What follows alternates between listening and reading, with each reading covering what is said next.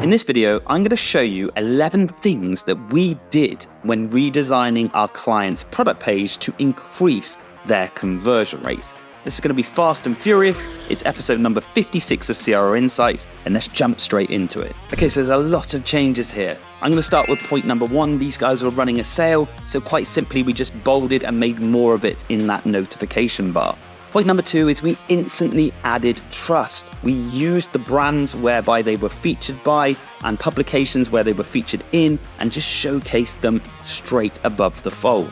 Number 3, speaking of trust, we've added that Made in America seal to the product image. Number 4, we further optimized the image section. We pulled everything up, used a 1-to-1 ratio that still enables us to showcase the product in all its glory, but allows more important conversion principles and elements to be above the fold. Number 5, more important elements, social proof. We used 5 stars and happy customers that just ticks that social box. Number 6, these guys are running a sale, so we pulled the price way above the fold. We've used the correct format of a strike through, new price, worked out the savings, and we put a inventory counter on the page itself. Be careful with this, guys. Sometimes this doesn't work, but if you're running a sale, it can have a positive effect. Number 7, this is a high ticket item. So why are you not offering payment plans? We encouraged the client to do this, and we showcased it by the price, which just makes it easier for a lot of customers to visualize actually buying the product.